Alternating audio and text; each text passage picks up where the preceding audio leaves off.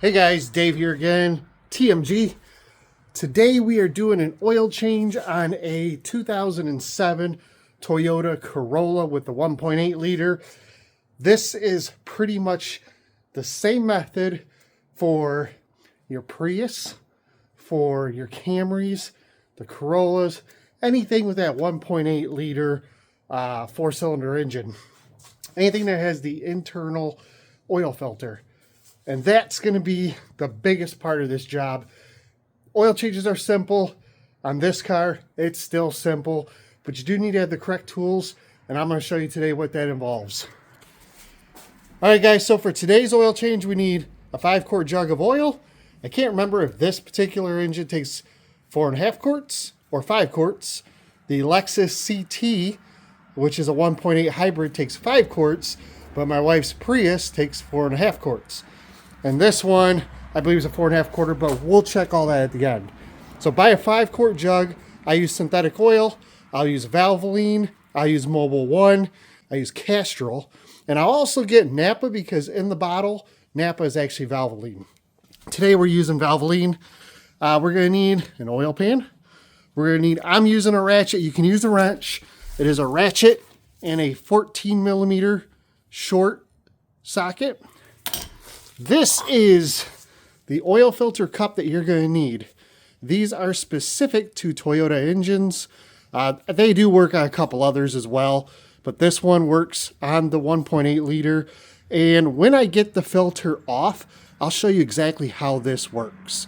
Okay, it's kind of hard to show you under the car, but I'll show you how it works when we get the cup off. Then you need your oil filter, and I again use Napa oil filters. All of these oil filters, really, at 5,000 miles, they're all good for 5,000 miles. I recommend changing your oil between 4,000 and 5,000 miles. So we just get the regular Pro Former. It's going to have the internal filter and the O-ring. Again, I'll show you how that works once we get the cup off. So I got the vehicle lifted. Use jack stands, people. I do not. You make sure to use the jack stand. So I'm going to slide my cardboard underneath because I don't want to lay on my dirty floor. And we're going to jump under there and we are going to drain the oil. I always recommend removing the oil cap before you drain the oil. However, you can't really see it. The oil cap on this vehicle, I'm going to leave on until the oil starts draining. And that's because I have noticed on all these 4-cylinder Toyotas that if you pull that cap off and then drain the oil shoots out with so much velocity, you'll get oil all over. Even if it hits the pan, it'll bounce out of the pan. So I usually drain a little of the oil, climb back up, pull the cap off so I don't make a mess. So I'm going to set the camera down and let's jump into this oil change. All right, guys, so on this vehicle, on the passenger side, the drain plug is right here. And the oil filter housing is right next to the oil pan. So I'll see if I can get my camera under there to show you. So oil pan on the passenger side. There's the drain plug. And right next to it, that is the oil filter housing. And that black right there, that's the cap to remove for the oil filter. So it's not a hard job if you have the right tools. All right, so hopefully I got the camera set. And we're gonna pull the drain plug first. Loosen that up.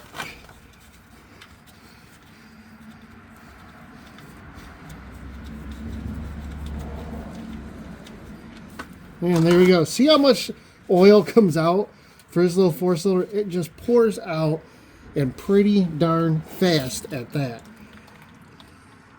So now that that's coming out, I'm going to go up top and I'm going to pull the oil, I'm going to go pull the oil fill cap.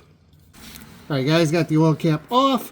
While I'm at it, I'm going to clean and I'm going to wipe off the drain plug. You'll notice when I do oil changes, I don't let the drain plug fall in the pan. That's absolutely stupid because then you got to fish it out of the oil. Whether you use a magnet or not, it's still stupid. Just hold on to the drain plug. You're going to get a little bit of oil on your hands or on your gloves. That's why I wear gloves. a little less mess for myself. But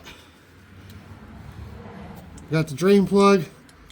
I can replace the crush washer, or like this one actually is fine. So I don't need to replace it, but I will replace it because I have a whole bunch on hand. I will snug that up. Wipe it off nice and good. Don't want any drips for the customer. And we're gonna push our pan out of the way for a moment, and I'm gonna work on the oil filter.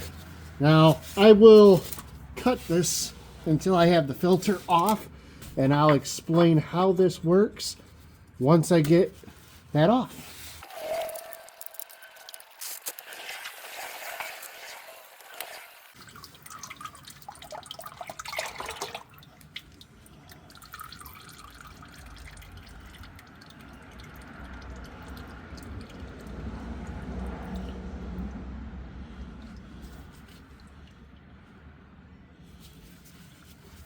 Alright guys, so here is the oil filter with my filter cup and the plastic filter cap.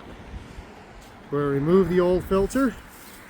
I'll throw that away into my box here. So we have a new filter and the O-ring that will go on there. Speaking of the O-ring, right on the very base here is this green O-ring. Take a small screwdriver or a pick, pull that off. You want to replace this every time. They do come with the new oil filter. So I usually will take my hands here, get a little of this oil on it, and just lubricate this just a little bit. Doesn't have to be like soaking wet or sprayed down or anything like that. And then we're going to put it on here. Make sure you get it on this final groove right here. That's where you want this at. And make sure it's there all the way around. Once you get it seated, your oil filter just goes on here. These don't matter which side.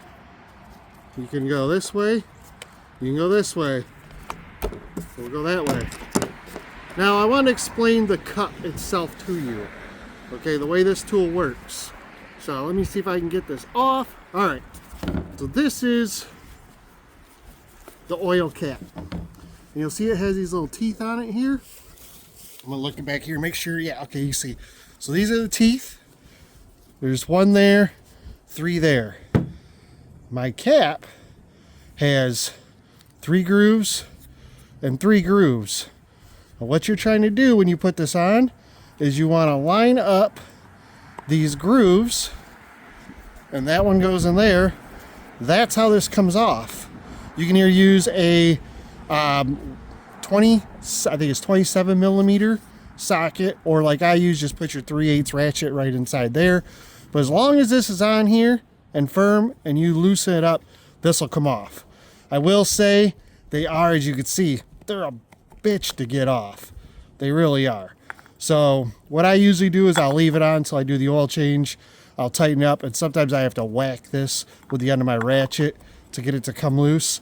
I've seen people spray this with like WD-40 or something beforehand. That way it comes off easier, but that's how that works.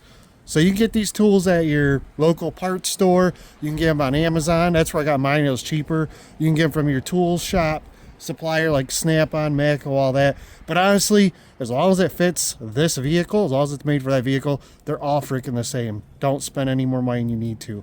This one's metal. That's what I recommend. Let's go ahead and finish this job. All right, guys, the oil change underneath is complete.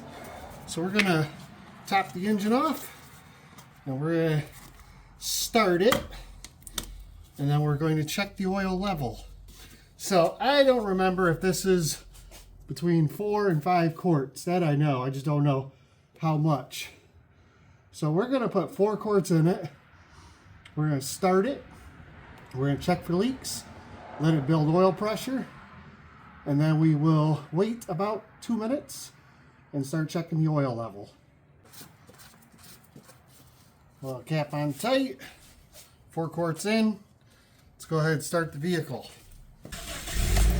Wait for the oil light right there. Went off. We have oil pressure. Quick peek underneath. No oil leaks. And key off. Alright, so I'm going to make my oil change sticker while I wait for the oil to go back into the pan. In the meantime, I will take the oil cap back off. Word to the wise, something I learned a long time ago.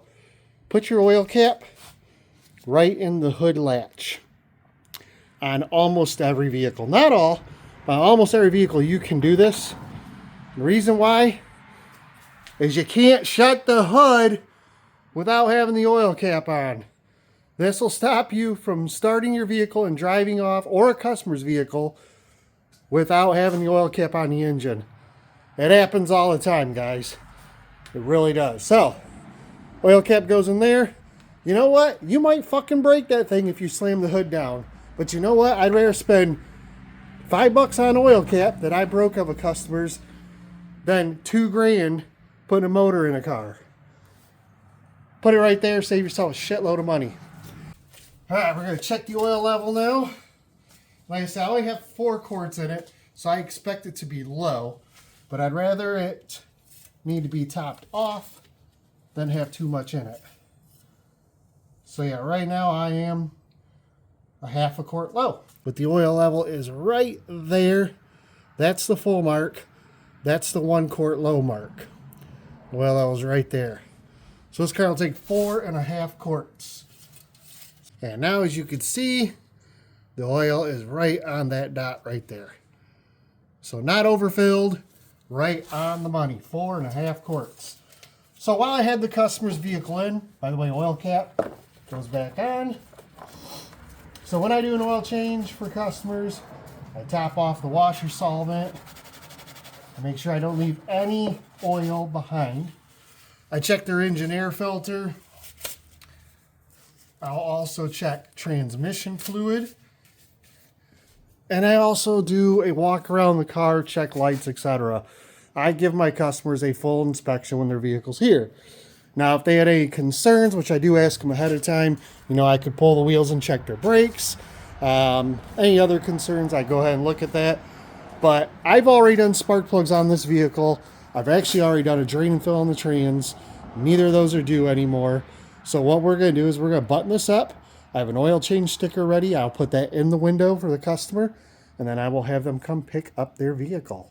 Guys, so that's it. I hope you enjoyed this. Hopefully it's helpful for all of you, ladies and gentlemen, who need to do an oil change on your Toyotas. Don't fret. Just have the right tools. This shit's easy. It really is. Don't get frustrated, okay? That oil cap can be a bear to take off. And I know I didn't really show you how to do it. I don't have a great lighting to be out of the car and show you that. If we do any large jobs, I'll make sure I have some good lighting.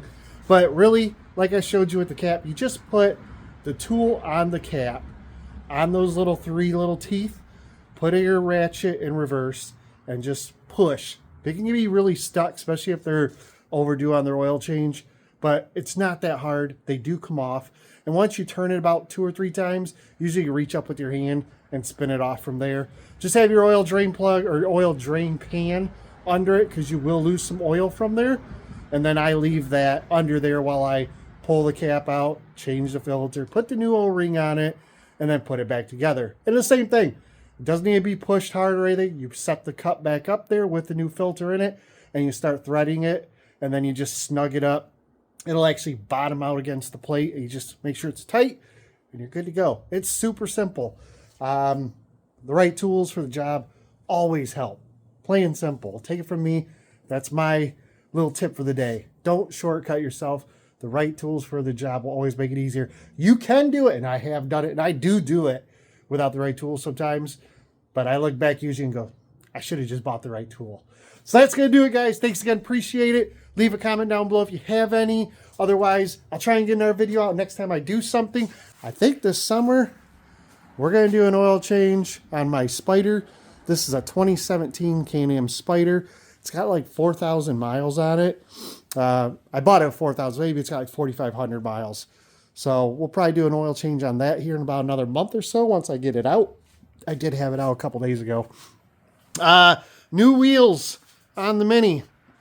Everybody says they're going to be a pain to clean. I got the tools to clean them. I'm not worried about that. But the Mini's looking good. Tint looks great. I need to do some blackout on it. Get it to right where I want it. But this thing's running absolutely amazingly. Customer's car's completed. That's it for the day, guys. You take care. We'll see you on the next one. Make sure to like, share, subscribe to the channel. I love you guys. Thanks again, and we'll see you on the next TMG.